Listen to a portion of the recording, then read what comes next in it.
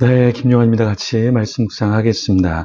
누군가 여러분에게 황당한 요구를 하면 여러분은 어떻게 행동하시겠습니까? 황당한 요구. 정말, 요즘 같은 시대에 누군가 무엇을 요청한다면, 네, 순복하기란 쉽지 않죠. 나이가 많은 사람이 젊은 사람에게 이것 좀 해주세요.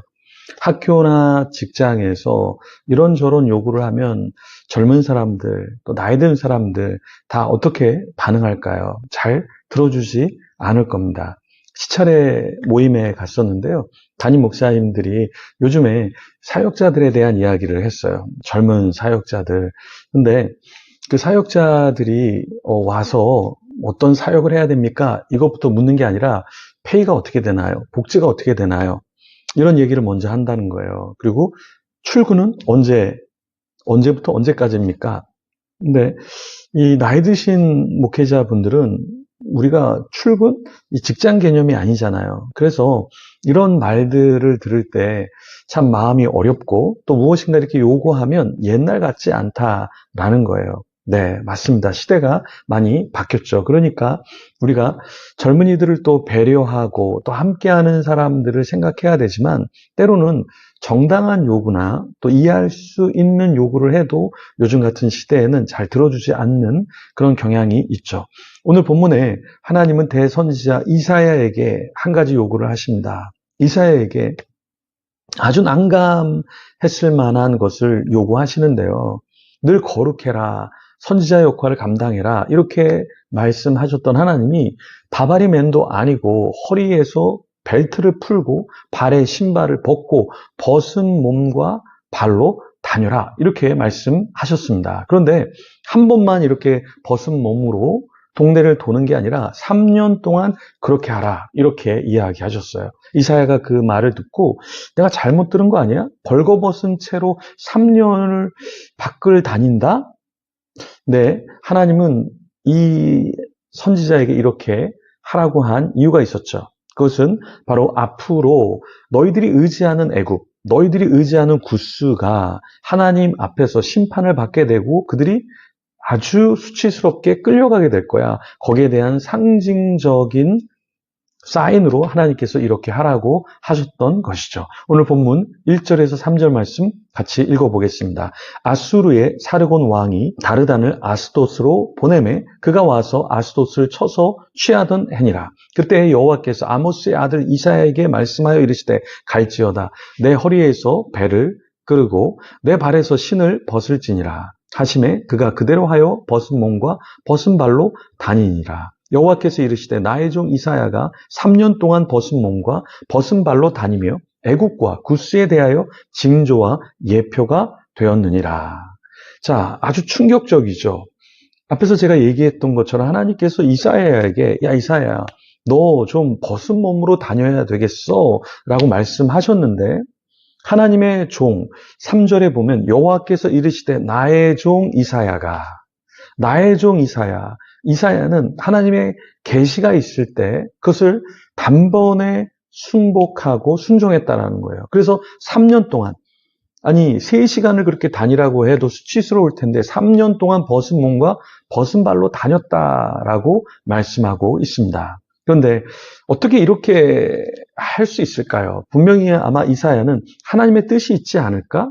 하나님의 어떠한 마음이 있지 않을까? 제가 최근에 좀 누군가를 도와야 되겠다. 그래서 이렇게 봉투를 준비해서 드렸는데요. 사실 자꾸 주시는 마음이 있는 거예요. 근데 왜 그런 마음을 주실까? 나는 다 알지 못하지만 하나님께서 저 사람에게 나 같은 사람을 통해서 뭔가를 플로잉 하려고 하시는 그 하나님의 뜻이 있지 않을까? 그래서 순복하는 마음으로 그렇게 했습니다. 하나님이 때로는 우리에게 이런 저런 것을 하나님께서 마음에 부담감을 주실 거예요. 그런데 그것이 잡생각이야. 이건 내가 오버하는 거야. 그렇게 하고 누르기만 하는 것.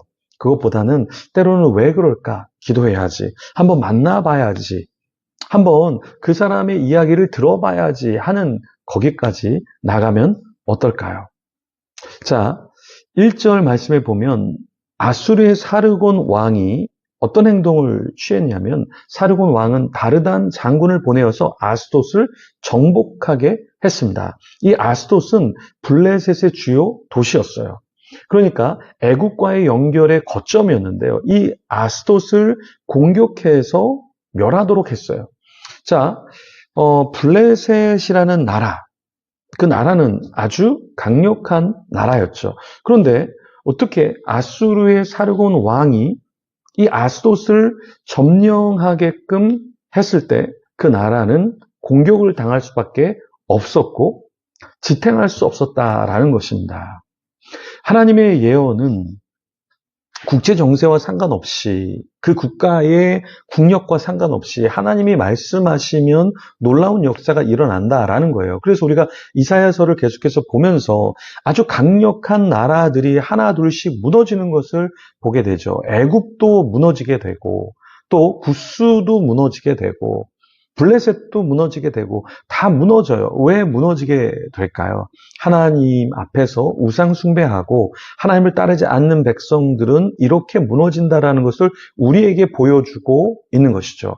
정치, 군사력 대단해요. 그런데도 하나님이 말씀하시고 예언하신 것들이 이루어지고 있다라는 거예요. 그래서 하나님은 이사야에게 명령을 주셨죠. 너의 허리 띠 그것을 끌러 신을 벗어. 그리고 너 바바리맨처럼 좀 다녀. 왜요, 하나님? 내가 주는 메시지가 있어. 그 메시지를 너만 간직하는 것이 아니라 그 시대의 사람들이 다 알아야 돼. 그러니까 어떤 나라를 의지하지 않고 군사력을 의지하지 않고 여호와 하나님을 의지해야 돼. 안 그러면 너희들 다 수치를 너희들도 당하게 될 거야. 결국에 이 강력한 나라가 어떻게 됐습니까? 포로로 잡혀가게 됐죠. 그래서 4절 보면 이와 같이 애굽의 포로와 구스에 사로잡힌 자가 아수르 왕에게 끌려갈 때에 젊은 자나 늙은 자가 다 벗은 몸과 벗은 발로 볼기까지 드러내어 애굽의 수치를 보이리니. 자, 강력한 왕, 강력한 나라, 그 백성들이 어떻게 됩니까? 아수르 왕에게 끌려가는데요. 그 이사야가 3년 동안 보여준 대로 너네 이렇게 될 거야. 벗은 몸으로 벗은 발로 볼기까지 드러내면서 너네도 이렇게 될 거니까 너네 좀 돌이켜야 돼.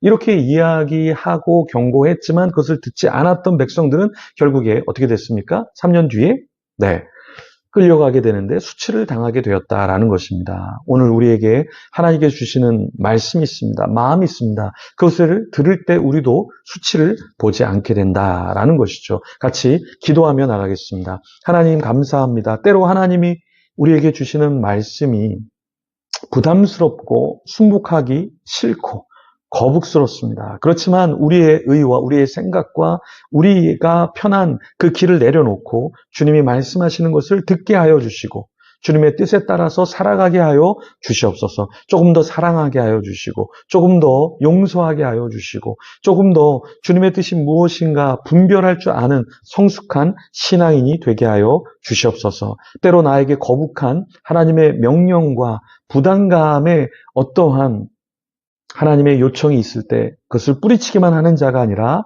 순복하고 순종하는 자 되게 하여 주시옵소서. 감사합니다. 예수님 이름으로 기도합니다. 아멘. 우리 계속해서 기도하며 주님 앞에 나가겠습니다.